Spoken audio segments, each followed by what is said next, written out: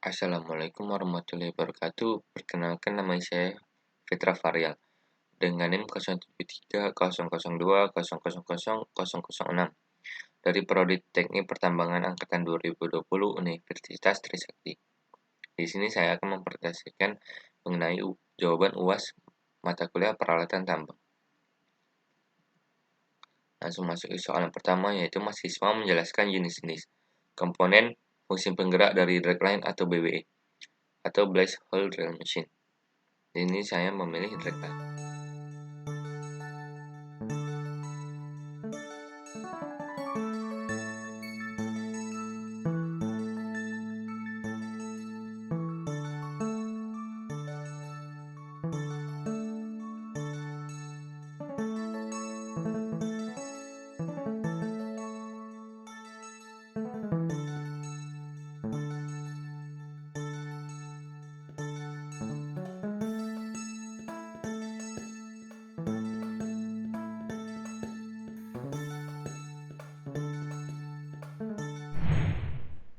Yang pertama, jenis-jenis dragline.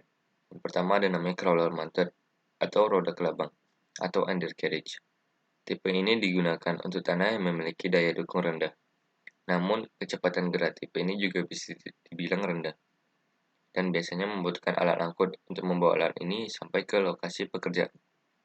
Lalu yang kedua, wheel mounted. Kecepatan gerak tipe dragline ini bisa dibilang lebih cepat dengan bisa mencapai 30 mph. Dragline ini sangat cocok digunakan untuk tanah yang kokoh. Lalu yang ketiga ada truck mounted. Untuk dragline ini dipasang di atas truk. Masuk ke komponen-komponen dragline. Yang pertama ada namanya bucket, yaitu dengan fungsi utama untuk menunjang fungsi utama dragline atau mengeruk atau menggali.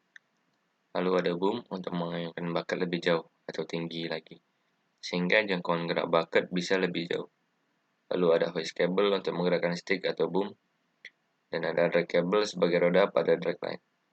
Lalu stick sebagai tumpuan utama bucket dan boom. Lalu housing tempat utama mesin, dan yang terakhir clower untuk menggerakkan bucket. Lalu fungsi penggerak dragline. Hoist menarik dan menurunkan bucket. Lalu ada propel digerakkan oleh motor listrik dan drag digerakkan oleh motor. Lalu yang kedua, mahasiswa menjelaskan siklus operasi electric shuffle dan load holder. Masuk yang pertama, siklus operasi electric shuffle. Pekerjaan dimulai dengan menempatkan shovel pada posisi dekat tebing yang akan digali, dengan menggerakkan dipper atau bucket ke depan kemudian ke atas sambil menggaruk tebing sedemikian rupa sehingga dengan garukan ini tanah dapat masuk ke dalam bucket. Jika bucket sudah penuh, maka bucket ditarik keluar. Operator yang telah berpengalaman dapat mengatur gerakan ini sedemikian rupa sehingga bucket sudah terisi penuh pada saat bucket mencapai bagian atas tebing. Setelah terisi penuh, maka shovel dapat diputar ke kanan atau ke kiri menuju tempat yang harus diisi. Segera sesudah shovel tidak lagi dapat mencapai tebing dengan sempurna, maka shovel digerakkan atau berjalan menuju posisi baru sehingga dapat bekerja seperti semula.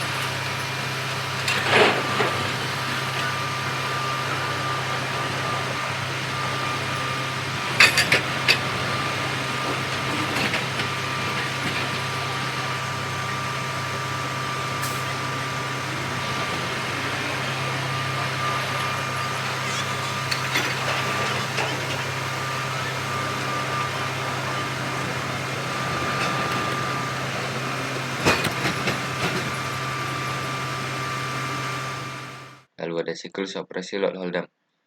Yang pertama, load hold-up masuk ke front kerja tambang, lalu posisi bucket di bagian depan alat. Kemudian bucket diturunkan, lalu didorong ke dalam material sehingga material masuk ke dalam bucket load hold-up. Setelah terisi penuh, bucket diangkat, lalu load hold-up keluar dari front kerja tambang, kemudian menempatkan material sesuai tempatnya.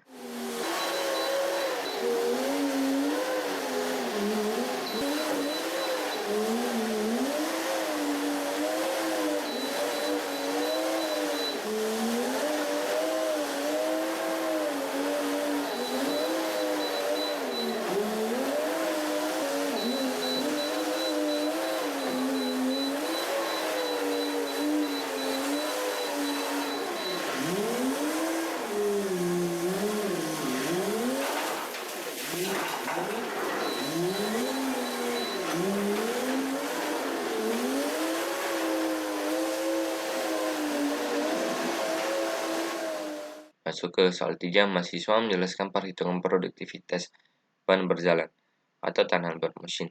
Saya memilih produktivitas ban berjalan atau dengan nama lain belt conveyor.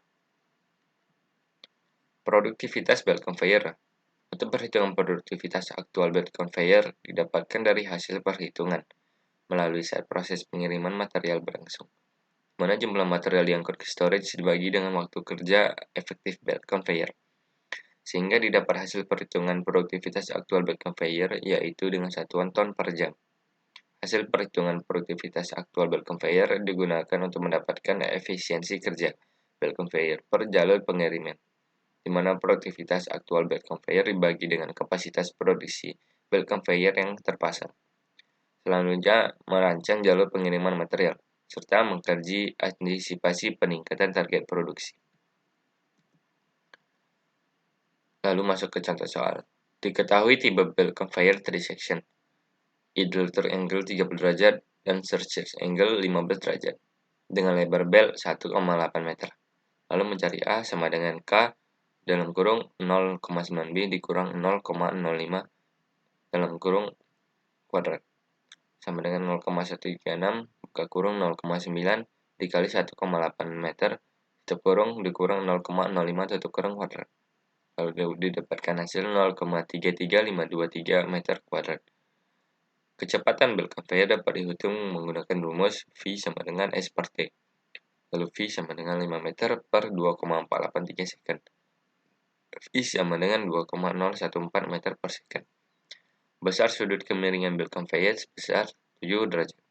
Maka berdasarkan tabel koefisien, kemiringan belt adalah 0,97. Lalu didapatkan hasil produktivitas belt conveyor sama dengan QT sama dengan 3600 dikali A dikali V dikali gamma dikali S, sama dengan 3600 dikali 0,3352 meter kuadrat dikali 2,014 meter per second dikali 1,05 ton meter kubik dikali 0,97. Lalu didapatkan hasil sama dengan 3890,098 ton per jam. Sekian hasil presentasi saya. Untuk lebih dan kurangnya mohon maaf. Wassalamualaikum warahmatullahi wabarakatuh.